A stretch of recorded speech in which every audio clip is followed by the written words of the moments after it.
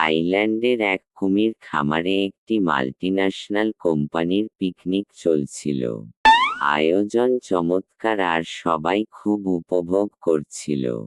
আনন্দ, হাসি ঠাট্টা আর কিছুটা খেয়ালিপনায় কেটে যাচ্ছিল সময়। ঠিক তখনই কোম্পানির এমডি এক অভিনব ঘোষণা দিলেন। এই কুমিরে ভরা পুকুর যদি কেউ জীবিত অবস্থায় সাঁতরে পার হতে পারে, তবে তাকে $5 মিলিয়ন পুরস্কার দেওয়া হবে। আর যদি সে প্রাণ হারায়, তবে তার পরিবার পাবে $2 মিলিয়ন।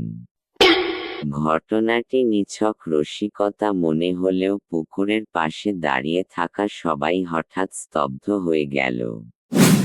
জীবন বাজি রেখে কেউ কি নামবে ওই কুমির ভরা পুকুরে?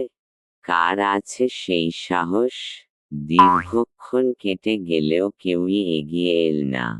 কিন্তু হঠাৎই একজন পুকুরে ঝাঁপিয়ে পড়ল। পেছনে থেকে সবাই বিস্ময় আর আতঙ্কে চিৎকার করে উঠল। মনে হচ্ছিল, এই বুঝি কুমিরের চোয়ালে ছিন্নভিন্ন হয়ে যাবে লোকটির দেহ। এ যে স্বেচ্ছায় নিশ্চিত মৃত্যুকে আলিঙ্গন করে নেওয়া। কিন্তু তখন এক অলৌকিক ঘটনা ঘটল। মরণপণ চেষ্টায় পুকুর সাঁতরে পার হয়ে গেল লোকটি। সাথে সাথে দম বন্ধ করা মুহূর্তগুলো ভেঙে উল্লাসে ফেটে পড়ল সবাই। কোম্পানির এমডি নিজে এগিয়ে এসে $5 মিলিয়ন চেক লোকটির হাতে তুলে দিলেন। কলিগড়া পিঠ চাপড়ে অভিনন্দন জানাতে লাগল। সবাই বিজয়ীকে প্রশংসায় ভাসাচ্ছে।